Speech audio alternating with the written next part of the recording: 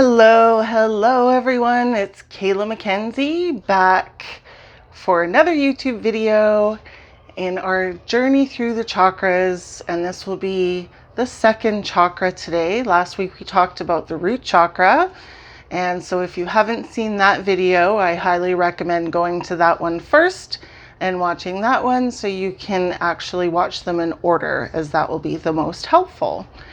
So how's everybody's week been? Mine was going really well, and then yesterday I got a flat tire and ended up wrecking my tire and ending up needing a new one. But thanks to amazing friends, and I'm just so grateful to my friends Chaz and Elizabeth for their just willingness to sort of drop everything and come and help me out.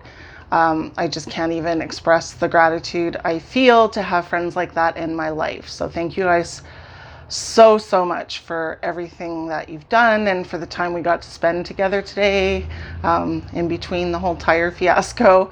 But it was just amazing, and I really appreciate and love you guys for that. So very lucky and grateful and very honored to have friends like that. So that it's all fixed now and I'm good to go again, back on the road again. So anyways, so hope everyone's week was really good. As I said, mine was pretty good with the exception of the blip, but it really brought a lesson to light, a few lessons about listening to my intuition in terms of taking a different path or taking different navigations to avoid the thing that happened. I could have avoided it, but I know that it was in my contracts to happen so that I could learn lessons. So few lessons are, I didn't know that my car came without a spare tire, which is super weird. I didn't, so I didn't have anything to fix the tire. So thankfully for my friends, though, everything was good to go. Got a brand new sucker on there, and yeah, so. But also learned about the fact that I have really good friends out there who are willing to help me out when I need it.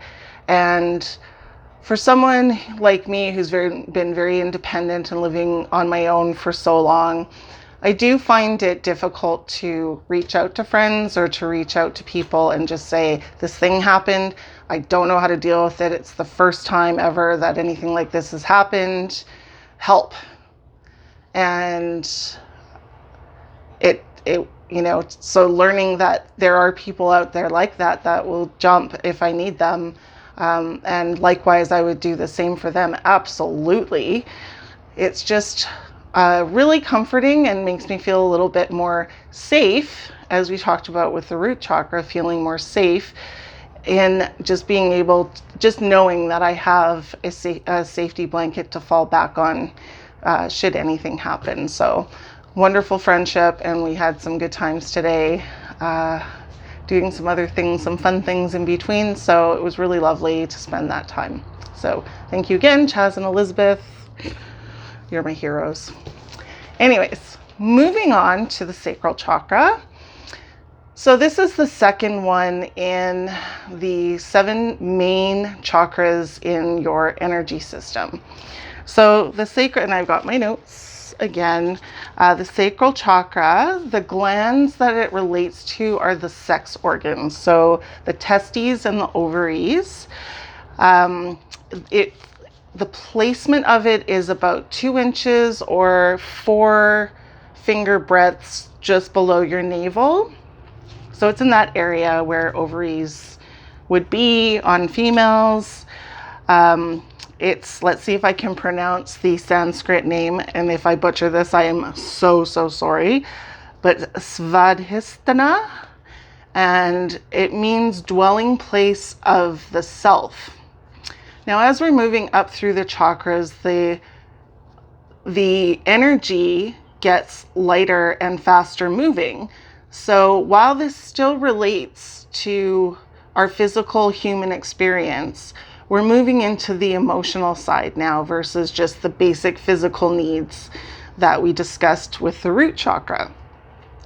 The color that's associated with it is orange, and that color frequency vibrates at the same vibration that the second chakra vibrates at. So orange is the color, and let's see, it governs, so it's, and the element in this one, last time earth was the element, this time water is the element, and it's more about flow of energy and the flow, like water flows, right? So this is the element associated with it, also because water is related to emotions as well.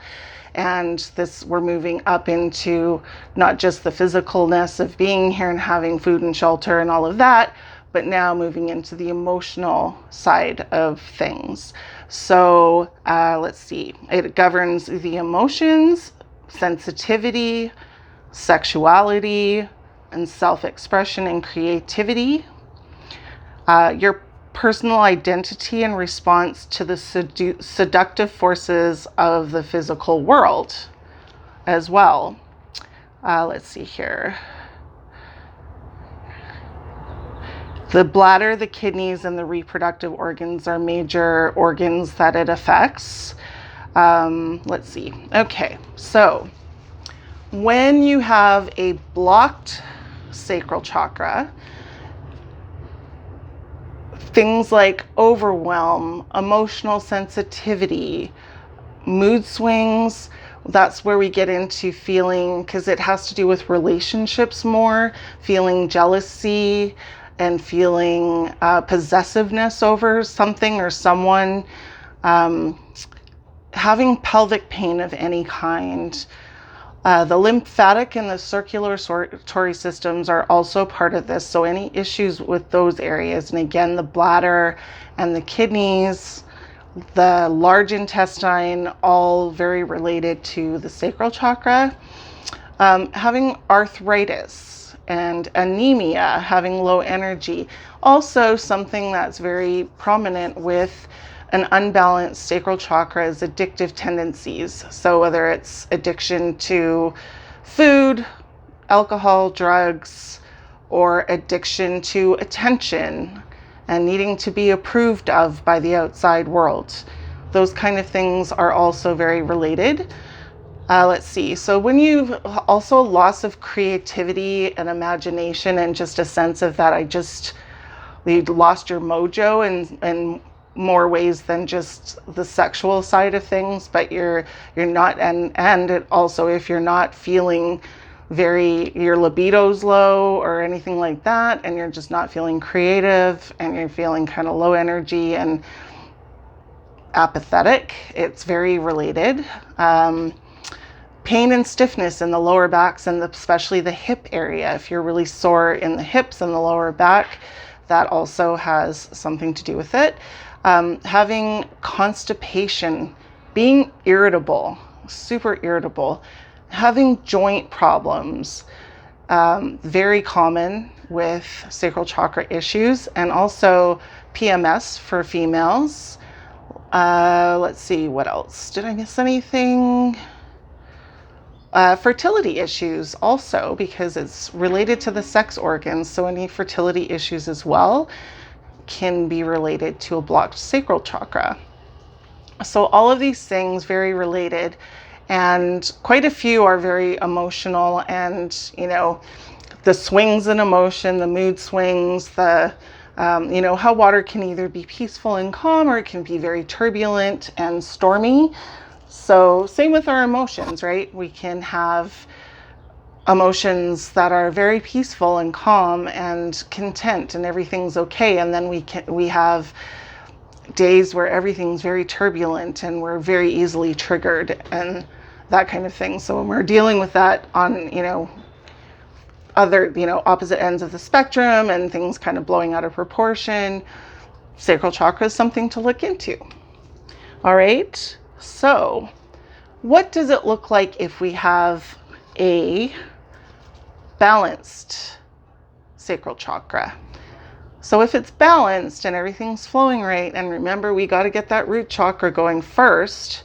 We got to clear that first. And once that's clear, and actually I was going to mention that other than the root chakra and the crown chakra that runs vertically through your body, and that's your prana, your life force energy, once that's going, all of your other chakras sort of go out horizontally. So those are your chakras that interact with the world and with other people's energies, right? So it's very easy to get intertangled in each other's energies. So clearing out any energy that isn't yours, calling back the energy that is yours, keeping yourself in a white light bubble, which doesn't prevent other people's stuff from coming at you or to you, but it does transmute it to a higher vibration so that it's not quite as effective, or it doesn't quite affect you in a negative way. So when you're balanced in the sacral chakra, you feel emotionally content. Everything's good. You don't have a worry in the world about any of your relationships. Everything, your day-to-day is just really good, and you're content. You feel safe. You have wonderful times with your family, your friends, and your loved ones, your like partners, if you have partners, but you're emotionally content. There's no big drama going on. Everything is cool. Uninhibited in relationships and creative endeavors. So really letting your creative juices flow and not holding back and judging yourself for anything that comes through you that you want to express, whether it's intimately with a partner or whether it is creatively as a creative outlet, right? You may think, oh, I don't know about that. Someone else may not understand. We don't need to understand. You just need to be creative and let yourself be uninhibited that way. Capable of really deep intimacy instead of just going through the motions.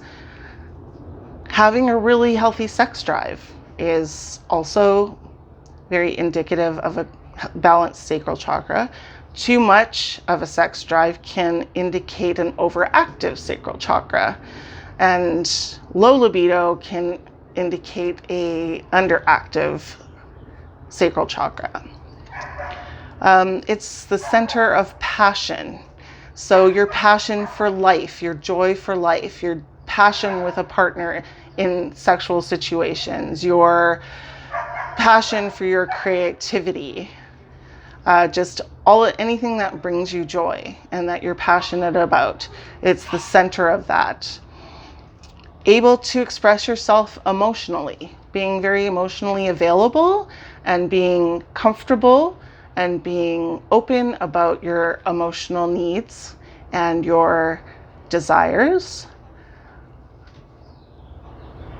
Taking risks, and experiencing positivity and compassion.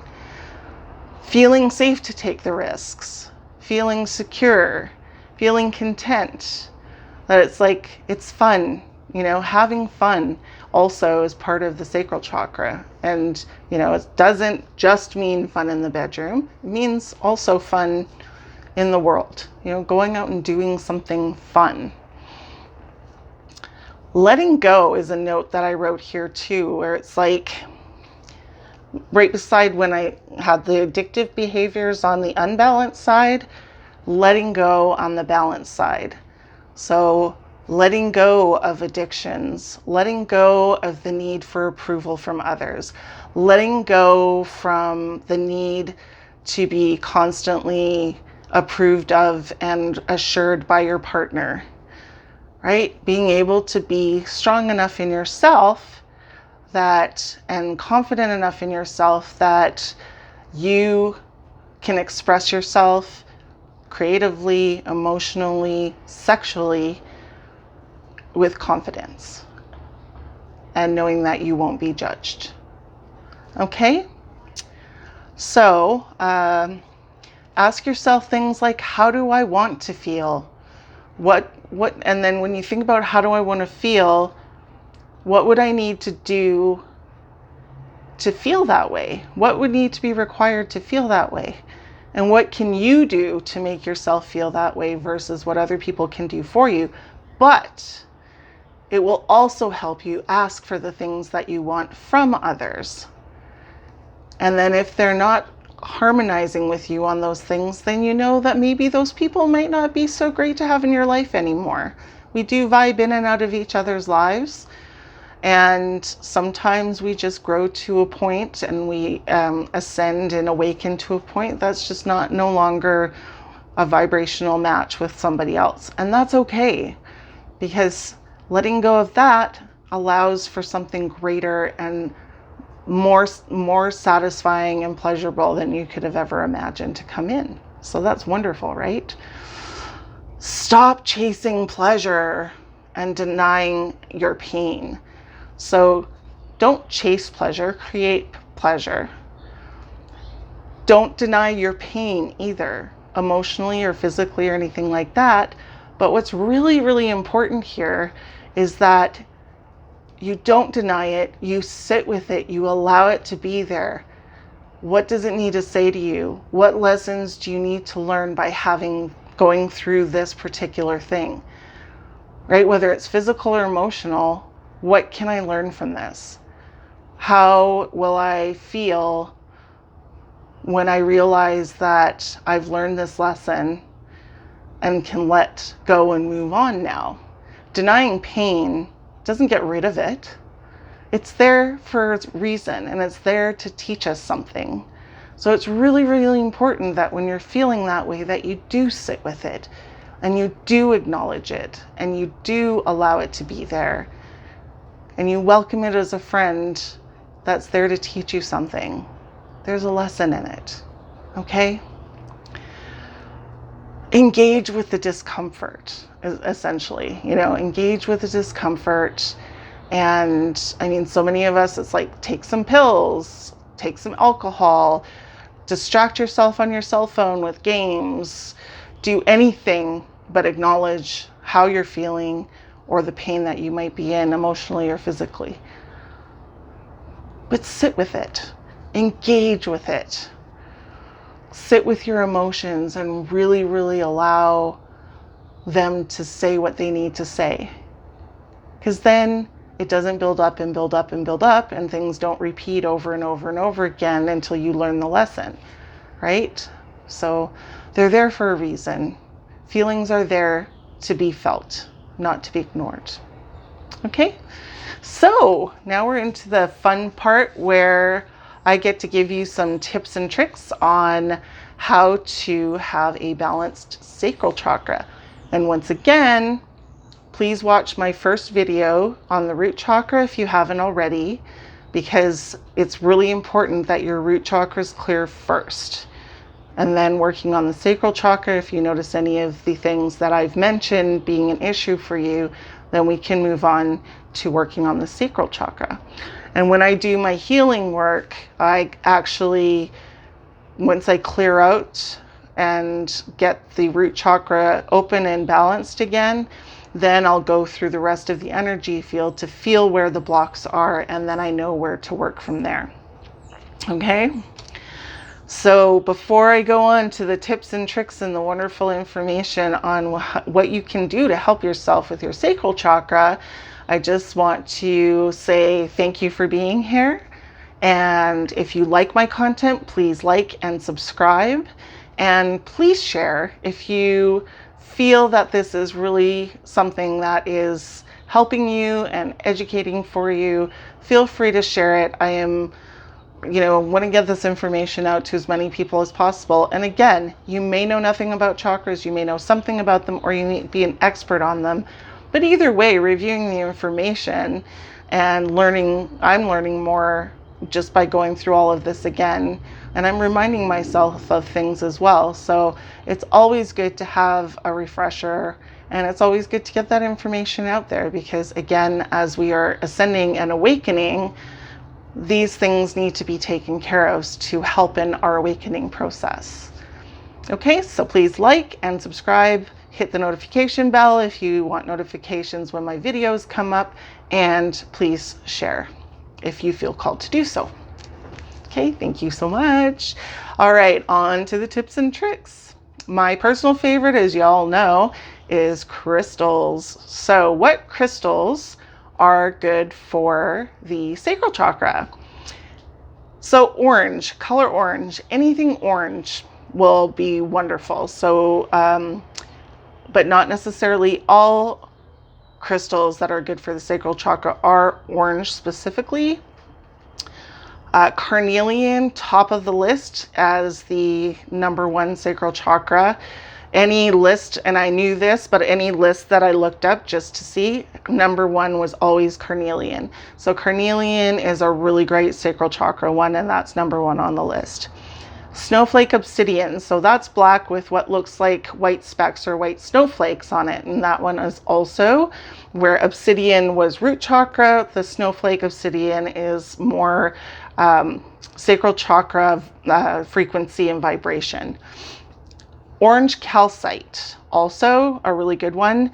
Citrine, now citrine is also solar plexus, but it works for both sacral and solar plexus. Sunstone is a really beautiful one. It has sparkles in it. I love sparkles. Tiger's eye, also both sacral and solar plexus, which will be next week. Amber, the more orangey version of amber, even better. Aragonite clusters, which are really, really beautiful as well, but it comes in clusters. And goldstone are the top ones on my list. Okay, so once again, carnelian, snowflake obsidian, orange calcite, citrine, tiger's eye, amber, aragonite, not oregano, and goldstone. Okay, those are the crystals. So foods that you can eat, again, orange food. So carrots, mango and papaya, some of my personal favorites. Oh my God, love those fruits so much. Oranges, orange peppers, peaches, apricots, sweet potatoes, salmon, pumpkin, and also coconut is also very sacral chakra, and things like hemp seeds and walnuts, also very, very good foods. So that's anything orange would be good. And essential oils, and like I said last week, I have one particular blend that I use that I practically bathe in because it really helps keep me grounded and just balanced. I just love it as much as probably people around me may not, but I haven't heard a complaint yet. Fingers crossed. So essential oils good for the sacral chakra are orange oil, ylang ylang, neroli, Neroli, sandalwood, jasmine, cardamom, patchouli, and clary sage. Okay, you may want to stop the video. You may want to go back, get a notebook, write this stuff down. But moving on to activities that you can do to help balance your sacral chakra as well. So acknowledging that there's a block and knowing where that block is. So if you notice that you have a block in the root chakra, or you notice you have a block in the sacral chakra, or any other one for that matter, just the acknowledgement of that there is a block is half of the battle and starts the healing automatically. The other thing I was going to mention too is that by me doing these videos, there is a healing energy through these videos to you as well. So it will help clear and balance out your chakras as well. Watching the videos, it's an activator. So the energy is embedded in these videos with healing vibrations for those chakras. So it will start the healing journey, may not necessarily fix everything, but it will start the journey. It'll start the journey, and you may feel subtle energy shifts after watching these videos. Okay, Connection with water. So as you know, I'm a big fan of earthing with feet in the water, just having feet on wet grass or bare feet on any surface that's earth, right, is a really great thing. But connection with water in this case, because the element here is water. So going swimming, again, putting your feet in the water, having showers, having baths with salts, that kind of thing, very good for you. Being in natural bodies of water, especially when you can and if you can, really, really healing and wonderful. And I was just mentioning to someone today that when you are doing earthing, for example, you've got your feet in the ocean, you've got the sun coming through your head. So imagining that root chakra and the crown chakra vertical energy, the prana, the life force, your cosmic energy is coming through the crown, Mother Gaia energy coming up through the root, and it's really helping that pranic energy, that life force energy, work through your body. If you have particular aches or pains, visualizing those areas as like dark clumps of a sticky ball of darkness, right? Dark energy, and really getting that cosmic energy coming in through your crown, and then blasting that ball with white light, and then sending that down through your feet into the earth for Mother Gaia and to transmute it. That's a start. It's unbelievable. I have had the most severe sciatic pain circumstances where I've gone down to the water and I have done that, and it has relieved things quite dramatically. So doing those visualizations, meditating by or in water would be really beneficial for you. Doing hip opening movements. So I know that there's yoga classes that focus on hip opening. So even looking up YouTube videos that you can do at home for yoga that are hip opening exercises are really, really good. Part of when I learned that part of what was happening with my sciatica is that I had very tight tendons and stuff around my hip flexor. So doing those hip opening exercises as well really helped with sciatic issues. So meditation on emotional strength. So also when you're feeling that discomfort, sitting with it in meditation and being with it and nurturing it and seeing what you can learn from it, and then meditating on strengthening your emotional strength, really helpful. But you got to be there with the emotions first and then meditate about having emotional strength. And you'll see that, when you acknowledge a feeling and feel the feeling, that's all it needs. And then it's easier it lets go of you easier, right? So really spending that time with it can save you so much grief and so much heartache down the road. Okay. All right, strengthening your lower abdomen, doing pelvic exercises, also very important. Go to places that inspire you, inspire creativity, inspire you spiritually, anywhere. Whether for some it's art museums, some it's going to live music shows, some of it, somebody might, just places that you really love and that are high energy for you. Going to places that inspire you and will spark creativity is really important. Expression, especially emotional expression, so important. And even taking classes, or so many people now there's no shame in going to a therapist, right? No shame in going to a therapist if needed. We can sometimes having that unbiased opinion and that person to listen to you that is very just completely neutral for you, that you don't know and you're not talking to as a good friend or a partner or whatever is really healthy to have that for yourself. So therapy is, again, going to a counselor, going to a spiritual therapist, or going to any kind of a therapist, right? Really, that is based in the focus on your mental health and your emotional well-being. There's nothing wrong with that, and there's no shame in that. In fact, it's a sign of strength. Okay? All right. Affirmations also, I am emotionally stable. I am emotionally content. I am able to express myself easily.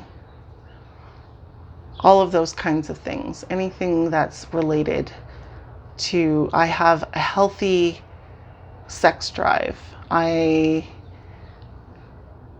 am uninhibited with my creativity. Those are just ones that came to mind. So anything that you can think of that you would like to say, I am statements are very, very powerful, as I mentioned before, and especially when you do them in mirror work, when you're looking at yourself in the eyes, it's really powerful. Okay? Be vulnerable. Be vulnerable and let shit happen. Let shit happen. It's being vulnerable is good. Like, you're not being vulnerable to the point where you're off guard and you're unsafe. But being open, Wayne Dyer said one of his secrets for success and inner peace is have a mind open to everything and attached to nothing. So be open.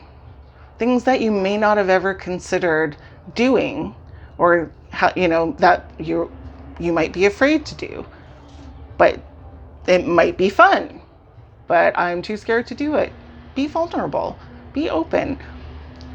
Do it with people that you trust so that you're safe and that everything is going to be okay, that no one's going to judge you and all of that, right? It's like, it's through our discomfort that we grow. When we get out of our comfort zone, we grow.